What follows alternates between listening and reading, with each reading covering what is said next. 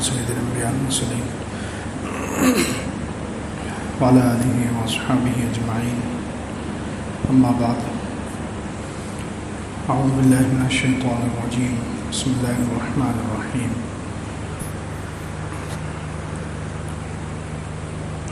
يا بني آدم قد أنزلنا عليكم لباسا يواري سوآتكم وريشا ولباس التقوى ذلك خير ذلك من آيات الله لعلهم يذكرون. صدق الله العظيم. اللهم صل على سيدنا محمد وعلى آل سيدنا محمد وبارك وسلم. اللهم صل على سيدنا محمد وعلى آل سيدنا محمد وبارك وسلم. اللهم صل على سيدنا محمد وعلى آل سيدنا محمد وبارك وسلم. بزرگان محترم، ایمان کے 77 شعبوں کا بیان الحمدللہ چل رہا ہے. پچھلے کئی ہفتوں سے ایمان کی 37ویں شاخ یا ایمان کا 37واں شعبہ شرم و حیا اور پاک دامنی، اس کو بیان کیا جا رہا تھا.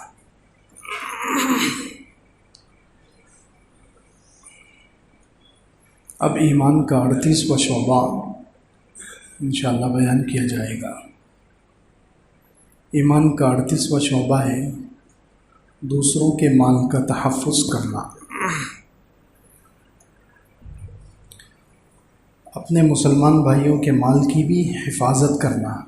جیسے انسان اپنے مال کی حفاظت کرتا ہے، اپنے مال کو ضائع نہیں ہونے دیتا، ایسے ہی دوسروں کے مال کا تحفظ، دوسروں کے مال کی حفاظت، یہ بھی ایمان کا ایک شعبہ ہے. دوسروں کا مال ضائع ہونے سے آدمی بچائے، دوسروں کا مال ناجائز طریقے سے کھانے سے اپنے آپ کو بچائے. دوسروں کا مال ناجائز طریقے سے لینے کے جتنے طریقے ہیں وہ سب اس میں آ جاتے ہیں. جیسے چوری ہے. چور جو ہوتا ہے وہ دوسرے کا مال ناجائز طریقے پر لے لیتا ہے. اس کی سزا اللہ تعالیٰ نے قرآن میں بیان فرمائی، والسارق والسارقۃ فاقطعوا ایدیہما جزاء بما کسبا نکالا من اللہ. چور مرد ہو یا عورت، ان کا ہاتھ کاٹا جائے گا. یہ چھٹے پارے میں اللہ تعالیٰ نے حد سرقہ یعنی چوری کی سزا اور چوری کی حد بیان کی ہے کہ اگر کوئی چور کسی کا مال چرا لے، مرد ہو یا عورت، اور گواہوں سے ثابت ہو جائے، اسلامی حکومت ہو، تو وہ شریعت کے مطابق سزا دی جائے گی، ہاتھ کاٹا جائے گا. یہ سزا کیوں رکھی گئی ہے؟ اسی لیے کہ دوسروں کے مال کی حفاظت ہو، آدمی دوسروں کا مال ناجائز طریقے سے نہ کھائے. تو چوری کی سزا بیان ہوئی. اس سے پہلے صفحے پر چھٹے پارے میں ہی اللہ تعالیٰ نے انما جزاء الذین یحاربون اللہ ورسولہ ویسعون فی الارض فسادا، ڈاکوؤں کی سزا اللہ تعالیٰ نے بیان کی جو کھلے عام لوگوں کا مال لوٹ لیتے ہیں. بہت سے ڈاکو ایسے ہوتے ہیں جو صرف مال لوٹتے ہیں، یا کچھ ڈاکو ایسے ہوتے ہیں جو مال بھی لوٹتے ہیں اور بلا وجہ قتل بھی کر دیتے ہیں. تو اللہ تعالیٰ نے ان کی سزا بھی چھٹے پارے میں بیان فرمائی کہ ان کے ہاتھ اور پیر مخالف سمت سے کاٹے جائیں گے، اور اگر انہوں نے کسی کو قتل کیا ہے تو ان کو ساتھ میں قتل بھی کیا جائے گا. تو خیر، دوسروں کا مال ناجائز طریقے سے کھانا، یہ اس سے بچنا ہے، یہ ایمانی شعبہ ہے. کسی بھی مسلمان کے مال کو ناجائز استعمال سے بچنا.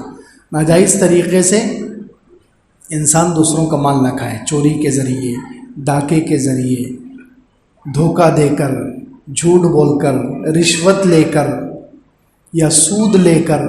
کسی کو قرضہ دیا اور اس پر سود لے رہے ہیں، تو یہ بھی 1 لاکھ دیا اور 1,05,000 اس سے لے رہے ہیں، 1 لاکھ دیا اور 1,10,000 اس سے لے رہے ہیں. یہ سود لینا، قرض دے کر اس پر فائدہ اٹھانا، یہ بھی کسی کا مال ناجائز طریقے سے کھانا ہے، اس لیے حرام ہے.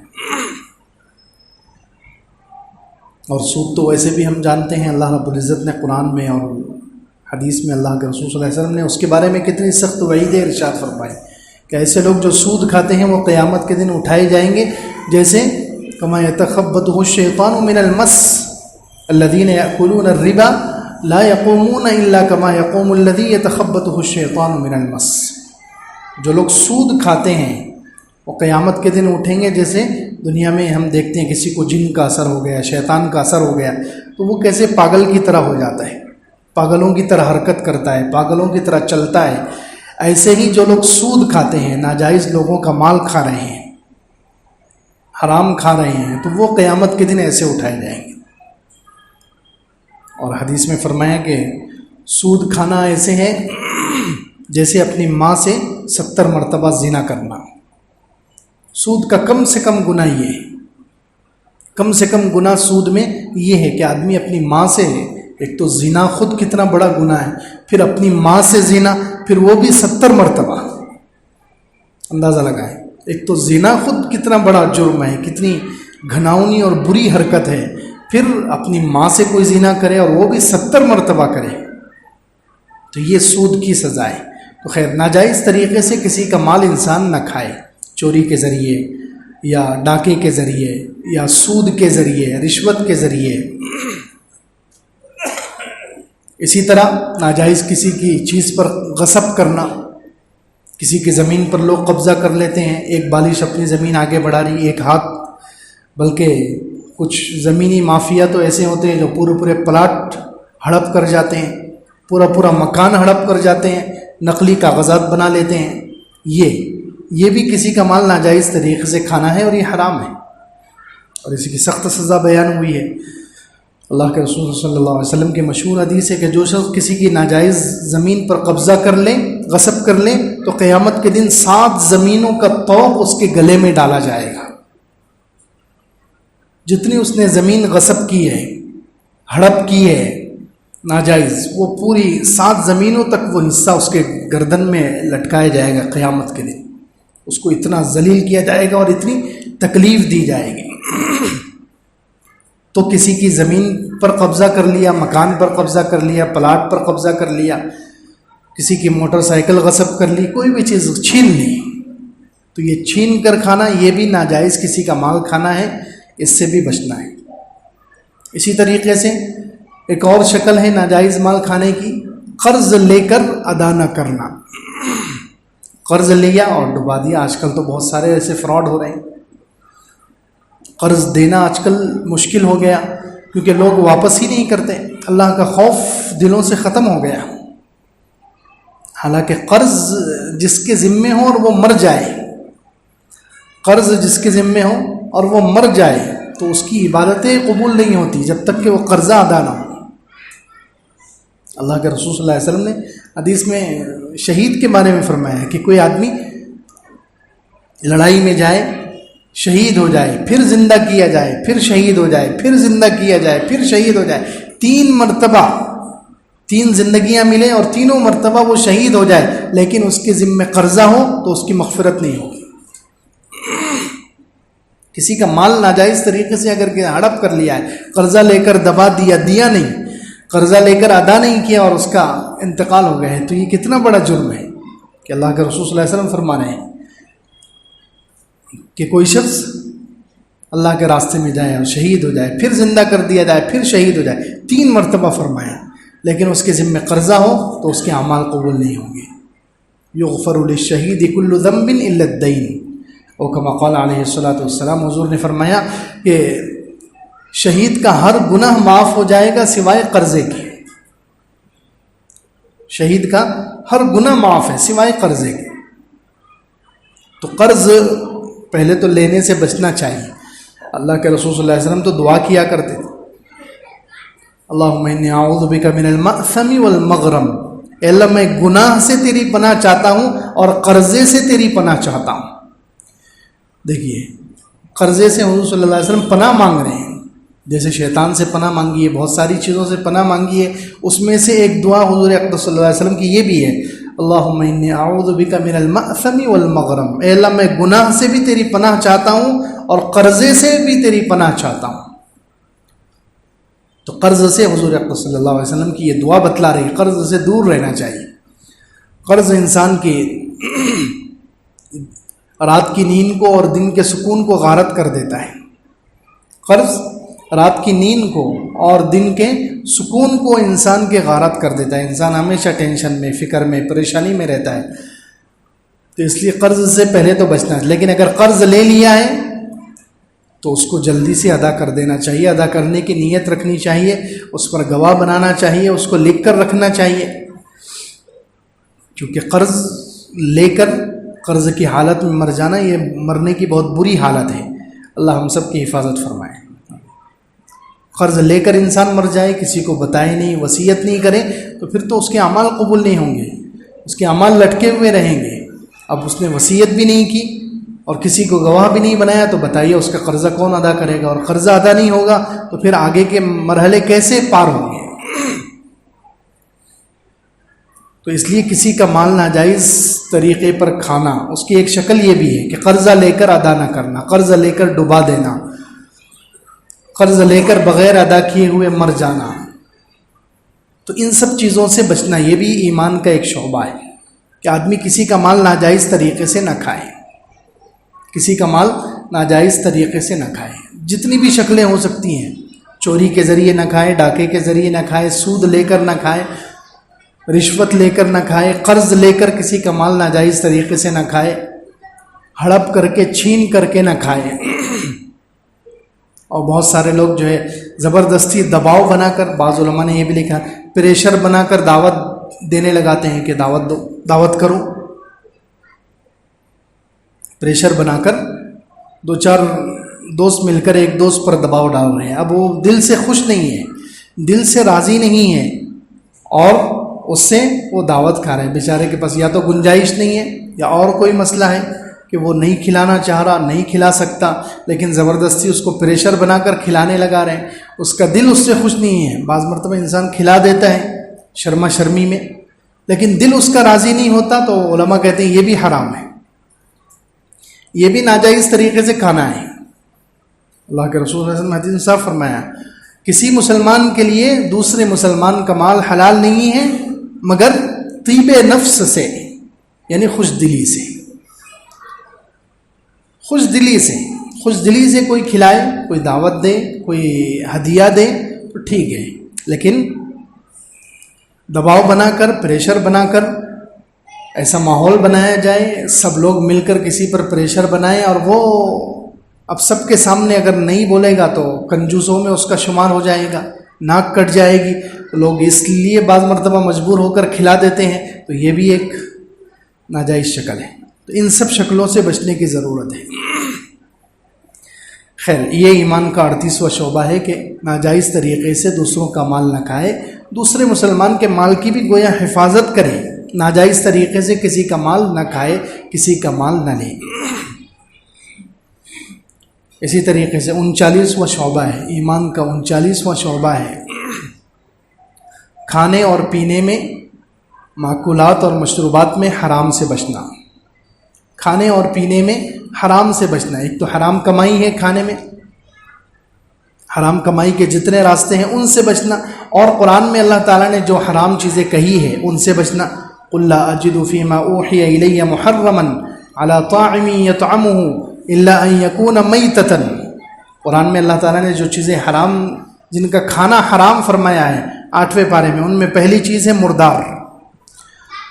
إِلَّا أَن يَكُونَ مَيْتَةً، مردار مت کھاؤ، او دمم مسفوحاً، بہتا ہوا خون مت کھاؤ۔ پہلے زمانہ جاہلیت میں رواج تھا کہ بہتا ہوا خون بھی وہ لوگ کھا لیتے تھے، پی لیتے تھے جانوروں کا، تو اللہ رب العزت نے منع کیا، دمم مسفوحاً، بہتا ہوا خون۔ اور آگے فرمایا او لحم خنزیر، یہ خنزیر کا گوشت، یا وہ جانور ما اہل بہ لغیر اللہ، جو اللہ کے علاوہ کسی اور کے نام پر ذبح کیا گیا ہو، اللہ کے نام پر کسی اور، اللہ کے علاوہ کسی اور کے نام پر ذبح کیا گیا ہو، یا اللہ کے علاوہ کسی اور کے نام پر خاص کیا گیا ہو، دونوں جانور۔ ایک تو ہے ذبح کرتے وقت اللہ کے علاوہ کسی اور کا نام لیا جائے، کسی مورتی کا نام لے لیا جائے، بت کا نام لے لیا جائے، کسی بزرگ کا نام لے لیا جائے، کسی معزز ہستی کا پیغمبر کا نام لے لیا جائے تو وہ جانور بھی حرام ہیں۔ اسی طرح وہ جانور بھی حرام ہیں جو اللہ کے علاوہ کسی اور کے لیے نامزد کر دیا گیا، خاص کر دیا گیا کہ یہ بکرا فلاں مزار کے لیے ہے، یہ بکرا فلاں بزرگ کے نام پر ہے، یہ بکرا فلاں کے لیے ہے، فلاں مندر کے لیے، فلاں بت کے لیے، فلاں درگاہ کے لیے، تو وہ جانور بھی حرام ہیں۔ ان جانوروں کا گوشت بھی حرام ہے جن کو کسی غیر اللہ کے نام پر خاص کر دیا گیا ہو۔ یہ جیسے پہلے زمانے میں، زمانہ جاہلیت میں جو مشرکین مکہ تھے، عرب کے جو مشرک تھے، وہ جانوروں کو غیر اللہ کے نام پر چھوڑ دیتے تھے، کسی کا دودھ چھوڑ دیتے تھے، کسی کا بچہ چھوڑ دیتے تھے، کوئی نر جانور چھوڑ دیتے تھے، کبھی مادہ جانور چھوڑ دیتے تھے، کبھی کھیتی سے جو پیداوار ہوتی تھی اس کا ایک حصہ چھوڑ دیتے تھے۔ تو یہ سب چیزیں اللہ رب العزت نے ان کو شرک کہا ہے قرآن میں۔ تو یہ دونوں قسم کے جانور، ایک تو وہ جانور جن کو غیر اللہ کے نام ذبح کرتے وقت اللہ کے علاوہ کسی اور کا نام لیا گیا، یہ جانور بھی حرام ہے، یا اللہ کے علاوہ کسی اور کے نام پر اس جانور کو چھوڑ دیا گیا، اس کو خاص کر دیا گیا، تو یہ بھی حرام ہے۔ تو یہ چیزیں ہیں کہ جن سے بچنا ہے، یہ حرام کھانے ہیں، اللہ تعالیٰ نے یہ بیان فرمایا ہے۔ اسی طرح مشروبات میں، پینے کی چیزوں میں سب سے اہم چیز جو مشروب ہے، جو حرام ہے، وہ شراب ہے۔ سب سے بڑی چیز پینے میں جو حرام ہے وہ کیا ہے؟ وہ شراب ہے۔ تو اس کو پینے سے بچنا، اس پر تو قرآن میں اللہ تعالیٰ نے اس کو منع کیا، اور کتنی سختی کے ساتھ منع کیا۔ اللہ کے رسول صلی اللہ علیہ وسلم نے ان پر، شراب پینے والوں پر اور شراب کے بارے میں 10 لوگوں پر لعنت فرمائی، اور حدیث میں یہاں تک فرمایا گیا کہ شراب پینے کا جو عادی ہے اس کی اہم راتوں میں اس کی بخشش نہیں ہوگی۔ مدمن الخمر، شراب کا جو عادی ہے، جو کثرت سے اکثر شراب پیتا ہے، ہمیشہ شراب پیتا ہے، اس کی شب قدر میں، رمضان المبارک میں، شب برات میں، ان مبارک راتوں میں اور مبارک لمحوں میں، مبارک گھڑیوں میں اللہ تعالیٰ اس کی مغفرت نہیں کرے گے۔ جو شراب کا عادی ہو، نشے کا عادی ہو۔ اسی طرح نشے کے بارے میں یہ بھی فرمایا کہ جو نشہ کرنے والا ہے وہ جنت میں نہیں جائے گا، جو شراب کا عادی ہے وہ جنت میں نہیں جا سکتا۔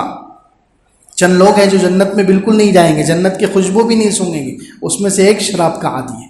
تو شراب سے بچنا، ہر نشے کی چیز سے بچنا۔ آج کے زمانے میں جتنے لیٹسٹ طریقے، نئے طریقے جو نشے کے نکل چکے ہیں، وہ سب اسی میں داخل ہیں۔ اس سے پہلے بھی کئی مرتبہ الحمدللہ کہا جا چکا ہے کہ جتنے بھی، کیونکہ اللہ کے رسول صلی اللہ علیہ وسلم نے حدیث میں اصول دے دیا ہے، کل مسکر خمر وکل خمر حرام، ہر نشہ پیدا کرنے والی چیز شراب ہے اور ہر شراب حرام ہے۔ اب وہ نشہ پیدا کرنے والی چیز کوئی بھی ہو، پینے والی چیز ہو، سونگھنے والی چیز ہو، کھانے والی چیز ہو، لگانے والی چیز ہو، کسی بھی قسم کی چیز ہو جس سے انسان کو نشہ پیدا ہو، انسان کی عقل خراب ہو جائے، اس کو اچھے اور برے میں تمیز نہ رہے، اس کو بیوی اور ماں میں فرق محسوس نہ ہو، اس کو اچھائی اور برائی میں فرق محسوس نہ ہو، اس کی عقل خراب ہو جائے، تو بس وہ شراب کے حکم میں ہے، چاہے وہ سونگ کر کیا جا رہا ہو، کسی بھی طریقے سے کیا جا رہا ہو، یہ سب نشہ ہے اور اس سے بچنے کا حکم ہے، اور یہ حرام ہے۔ ایمانی ایک شعبہ ہے کہ انسان ان نشہ آور چیزوں سے بچے۔ تو معقولات میں، کھانے پینے میں حرام چیزوں سے بچنا، کھانے میں حرام چیزوں سے بچنا، اور پینے میں بھی حرام چیزوں سے بچنا، یہ ایمان کا ایک شعبہ ہے۔ کھانے میں حرام چیزوں سے بچنا، پینے میں حرام چیزوں سے بچنا۔ اسی طرح ایمان کا 40واں شعبہ ہے لباس میں اور برتنوں میں حرام سے بچنا، لباس میں اور برتنوں میں حرام سے بچنا، یہ بھی ایک ایمان کا شعبہ ہے کہ لباس میں بھی آدمی حرام سے بچے۔ لباس کے بھی کچھ اصول اللہ رب العزت نے بیان کیے، کچھ اللہ کے رسول صلی اللہ علیہ وسلم کی حدیثوں میں بیان کیے۔ تو لباس میں قرآن میں اللہ تعالیٰ نے فرمایا یا بنی آدم قد انزلنا علیکم لباسا، ہم نے تمہارے اوپر لباس اتارا ہے، یواری سوآتکم وریشا، جو تمہارے ستر کو چھپاتا ہے اور تمہارے لیے زینت کا سبب ہے۔ یعنی لباس کے 2 مقصد اللہ رب العزت نے اس آیت میں بیان فرمائے۔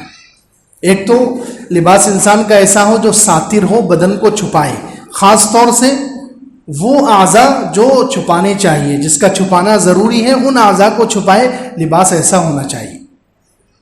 اب اس میں 3 چیزیں، جو ساتر لباس ہو مرد کے لیے بھی عورت کے لیے بھی، ستر کو چھپانے والا لباس وہ کیسا ہو؟ سب سے پہلی چیز تو وہ ادھورا نہ ہو، وہ ادھورا نہ ہو، مکمل ہو، مکمل ستر اس میں چھپ جائے۔ ادھورا لباس پہننا حرام ہے جس سے ستر نظر آئے، جیسے آج کل مرد لوگ نیکر پہنتے ہیں، چڈی پہنتے ہیں نیکر، جس کی وجہ سے اس کی رانیں نظر آ رہی ہیں، تو یہ حرام لباس ہے۔ کہ کسی اپنی رانیں دوسروں کو دکھانا بھی جائز نہیں، دوسروں کی دیکھنا بھی جائز نہیں، اپنی رانیں دوسروں کو دکھانا بھی جائز نہیں اور دوسروں کی ران دیکھنا بھی جائز نہیں۔ آدمی کا جو، مردوں کا جو ستر ہے وہ ناف سے لے کر گھٹنوں کے نیچے تک ہے، اتنا تو ہر حال میں چھپانا ہے۔ اس سے ادھورا لباس، اس سے کم لباس پہنیں گے تو یہ حرام ہوگا اور اس پر گناہ ملے گا۔ اسی طرح عورتوں کا لباس بھی مکمل ہو۔ عورتوں کا ستر کیا ہے؟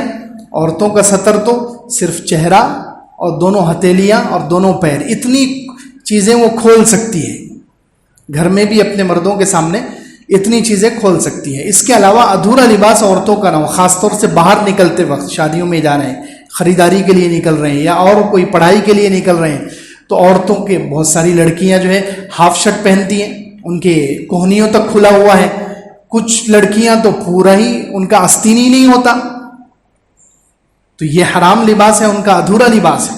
اسی طرح کچھ نیچے سے ان کا اسکرٹ پہن کر نکلتی ہیں، گھٹنوں سے نیچے خالی ہے، کچھ اوپر سے پستان کے اوپر سے خالی ہوتا ہے، تو یہ سب عورتوں کا ادھورا لباس کہلائے گا اور یہ حرام ہے۔ تو سب سے پہلی چیز لباس میں حرام نہ ہو لباس، کیسے کہ لباس مردوں کا بھی مکمل ہو، عورتوں کا بھی مکمل ہو۔ مرد کا کم سے کم ناف سے لے کر گھٹنے تک کے نیچے کا ڈھکا ہوا ہونا چاہیے، اور عورت کا تو پورا بدن ڈھکا ہوا ہونا چاہیے، صرف ہتھیلیاں اور دونوں پیر ٹخنوں تک اور چہرہ اتنا کھول سکتی ہے، اور گھر میں بغیر دوپٹے کے رہ سکتی ہے، بال کھول سکتی ہے گھر میں اپنے محرم مردوں کے سامنے، باپ کے سامنے، بھائی کے سامنے، بیٹے کے سامنے، شوہر کے سامنے، باقی پورا بدن ستر ہے۔ تو لباس میں پہلی چیز یہ ہو کہ لباس مکمل ہو، دوسرے لباس فٹ نہ ہو، تنگ چست نہ ہو۔ فٹ لباس بھی حرام ہے۔ فٹ لباس پہنے جس سے بدن کی ساخت نظر آئے، بدن کی بناوٹ، خاص طور سے جو اعضاء چھپانے کے ہیں وہ نظر آئے، آدمی کی ران نظر آئے، آدمی کی پیچھے سے کمر نظر آئے، کمر کا شیف کیسا ہے، کتنی موٹی ہے، کتنی پتلی ہے، تو یہ حرام ہے، یہ مردوں کے لیے حرام ہے۔ اسی طرح عورتوں کے لیے ایسا فٹ لباس پہننا کہ ان کا سینے کی ساخت اور بناوٹ نظر آئے، یا کمر کی بناوٹ نظر آئے، یا پنڈلیوں کی بناوٹ نظر آئے، یہ لباس عورتوں کے لیے حرام ہے۔ تو دوسرے نمبر پر لباس ڈھیلا ڈالا ہو، مرد کا بھی عورتوں کا بھی۔ مرد کا لباس بھی ڈھیلا ڈالا ہو، ستر کے ناف سے لے کر گھٹنوں تک، یہاں تک کا مرد کا بھی ڈھیلا ڈالا ہونا چاہیے، اور عورتوں کا تو پورا ہی ڈھیلا ڈالا ہو، فٹ نہ ہو، تنگ نہ ہو، دوسری چیز۔ اور تیسری چیز تھوڑا موٹا لباس ہو، موٹا لباس ہو کہ اندر کا رنگ وغیرہ نظر نہ آئے، اندر کا رنگ وغیرہ نظر نہ آئے۔ آدمی کا تو اوپر کی بنین یا اوپر کا شرٹ پتلا رہا، اندر کا نظر آ رہا ہے تو کوئی حرج نہیں ہے، لیکن پاجامہ اتنا موٹا ہونا چاہیے کہ آدمی کی ران وغیرہ نظر نہ آئے۔ گھٹنے سے، ناف سے لے کر گھٹنے تک کا جو حصہ ہے، یہاں پر پتلا کپڑا آدمی کا نہیں ہونا چاہیے، ناف سے لے کر گھٹنے تک اتنا کپڑا مرد کا بھی پتلا نہیں ہونا چاہیے، اگر پتلا ہوگا اندر کا حصہ نظر آ رہا ہے تو یہ حرام ہے۔ اور عورتوں کا تو پورا لباس ہی جو ہے موٹا ہونا چاہیے، اندر کے کپڑے، اندر کا بدن نظر آئے، اتنا پتلا ہو، جالی والا ہو، تو یہ حرام ہے۔ ایسی عورتوں کے بارے میں اللہ کے رسول صلی اللہ علیہ وسلم نے پہلے سے ارشاد فرمایا کہ بہت ساری عورتیں لباس پہن کر بھی ننگی ہوگی، رب کاسیات عاریات ممیلات مائلات رؤوسهن كأسنمة البخت المائلة لا يدخلن الجنة ولا يجدن ريحها، او كما قال علیہ الصلوۃ والسلام۔ صحیح حدیث ہے کہ کچھ عورتیں ایسے جو لباس پہن کر بھی ننگی ہوگی، مردوں کو اپنی طرف مائل کرے گی، خود ان کی طرف مائل ہوگی، ان کے سر بختی اونٹوں کی طرح، ان کے سر پر بالوں کا جوڑا بندھا ہوا ہوگا، جیسے اونٹ کے اوپر کوہان ہوتی ہے، اونٹ کا جو حصہ اٹھا ہوا ہوتا ہے، ایسے ہی ان کے سر پر بالوں کا چوڑا بندھا ہوا ہوگا، وہ عورتیں جنت میں جائے گی نہیں اور جنت کی خوشبو بھی نہیں سونگھ سکے گی۔ تو اس لیے لباس کو حرام ہونے سے بچانے کے لیے یہ 3 چیزیں مردوں اور عورتوں سب کے لیے ضروری ہے کہ لباس ایک تو مکمل ہونا چاہیے، ادھورا لباس نہ ہو، دوسرے لباس فٹ نہیں ہونا چاہیے، ڈھیلا ڈھالا لباس ہو، تیسرے لباس موٹا ہونا چاہیے، پتلا لباس نہ ہو، عورتوں کا خاص طور سے۔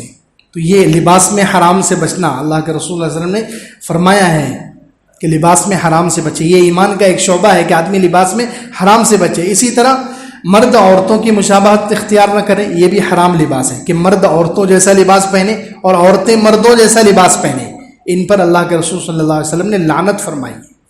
اس لیے لباس میں حرام ایک یہ بھی ہے کہ مرد عورتوں کے جیسا لباس پہننے لگے یا عورتیں مردوں کے جیسا لباس پہننے لگے۔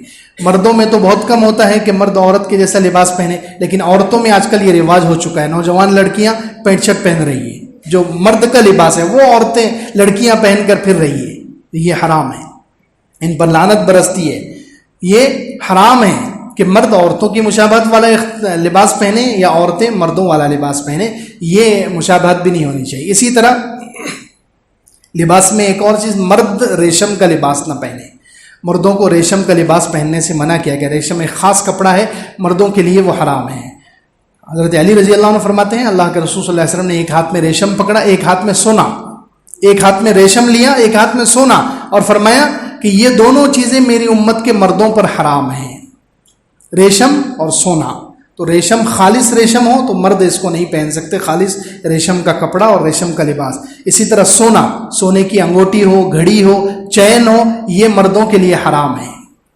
بہت سارے لوگ منگنی کے دن عام طور پر ایسا ہوتا ہے کہ لڑکے کو سونے کی انگوٹی پہنائی جاتی ہے، شادی کے وقت ہدیے کے طور پر دی جاتی ہے سسرال والوں کی طرف سے یا کسی اور کی طرف سے۔ تو سونے کی کوئی چیز پہننا مرد کے لیے حرام ہے، سونے کی کوئی چیز پہننا مرد کے لیے حرام ہے، اس سے بچنے کی ضرورت ہے۔ عورتوں کے لیے یہ حلال ہے لیکن مردوں کے لیے حرام ہے۔ تو لباس میں حرام سے بچنا، تو لباس میں آدمی ریشم سے بچے، پہننے کی چیزوں میں سونے کی انگوٹی سے بچے۔ اسی طرح تکبر والا لباس نہ پہنے۔ حدیث میں اللہ کے رسول صلی اللہ علیہ وسلم نے فرمایا جو چاہے کھاؤ، جو چاہے پہنو، جو چاہے کھاؤ، جو چاہے پہنو، صرف 2 چیزیں نہیں ہونے چاہیے، ما اخطأت کا اثنتان صرفن و مخیلہ، 2 چیزیں نہیں ہونی چاہیے، ایک تو اسراف نہ ہو، دوسرے تکبر نہ ہو۔ جو چاہے انسان کھا سکتا ہے، جو چاہے پہن سکتا ہے، لیکن 2 چیزیں، اسراف نہ ہو۔ اسراف کا مطلب اپنی حیثیت سے زیادہ نہ ہو، اپنی حیثیت سے زیادہ نہ ہو، یہ ہے اپنی حیثیت سے زیادہ، یہ اسراف ہے۔ کسی کی حیثیت ہے کہ وہ 200 روپے میٹر کا کپڑا پہن سکتا ہے، اب وہ بلا وجہ جو ہے ادھار لے کر یا کسی کا مال ہڑپ کر کے 300 والا پہن رہا ہے۔ حیثیت ہے 200 روپے میٹر پہننے کی اور 1000 روپے میٹر کا کپڑا پہن رہا ہے، تو یہ اسراف ہے، یہ حرام ہے۔ جتنی حیثیت ہے اتنا، جس کی حیثیت 1,00,000 روپے کا کپڑا پہننے کی ہے پہنو، ٹھیک ہے، اس کے لیے اسراف نہیں ہے۔ لیکن جو غریب ہے وہ بلا وجہ جو ہے قرض لے کر یا اور کوئی جو ہے حرام طریقہ اختیار کر کے اپنی حیثیت سے زیادہ کی چیز پہن رہا ہے، اپنی حیثیت سے زیادہ کی چیز کھا رہا ہے، تو یہ حرام ہے۔ اسراف نہ ہو، اسراف کہتے ہیں حیثیت سے زیادہ کی چیز پہننا، حیثیت سے زیادہ کی چیز کھانا۔ تو ایک تو اسراف نہ ہو، دوسرے تکبر نہ ہو، یعنی بڑائی کے لیے بس لوگوں میں اپنی شان بڑھانا ہے، اس لیے میں نے اتنا عمدہ کپڑا پہن لیا، تو یہ مالدار بھی پہنے گا تو حرام ہے، غریب بھی پہنے گا تو حرام ہے۔ مخیلہ، تکبر نہیں ہونا چاہیے، تکبر کے لیے نہیں۔ حضرت عمر رضی اللہ عنہ نے ایک دن خطبہ پڑھایا جمعے کا دن، اور بہت شاندار جبہ پہنا۔ حضرت عمر رضی اللہ عنہ نے بہت شاندار جبہ پہن کر خطبہ پڑھایا، لیکن جیسے ہی گھر میں آئے اس جبے کو نکال کر پھینک دیا اور قسم کھائی کہ میں دوبارہ یہ جبہ نہیں پہنوں گا۔ کسی نے کہا کہ آپ نے ایسا کیوں کیا؟ حضرت عمر رضی اللہ عنہ نے فرمایا اس کپڑے کو پہن کر میرے اندر تھوڑی سی بڑائی پیدا ہو گئی تھی، اس کپڑے کو پہن کر میرے اندر تھوڑی سی بڑائی پیدا ہو گئی تھی، اس لیے میں نے قسم کھا لی کہ میں دوبارہ ایسا جبہ نہیں پہنوں گا۔ تو تکبر انسان کے اندر نہیں ہونا چاہیے، بڑائی کے لیے، اپنی شان بتانے کے لیے کپڑا نہ پہنے، ہاں اللہ کو راضی کرنے کے لیے پہنے، اپنے آپ کو خوش کرنے کے لیے پہنے، اپنے آرام کے لیے پہنے تو ٹھیک ہے، پھر مہنگا بھی پہن سکتا ہے، لیکن شان بتانے کے لیے، تکبر کے لیے پہنے تو یہ لباس میں حرام ہے، ان چیزوں سے بچنے کی ضرورت ہے۔ اللہ رب العزت ہمیں عمل کی توفیق عطا فرمائے۔ آمین۔ وآخر دعوانا الحمدللہ۔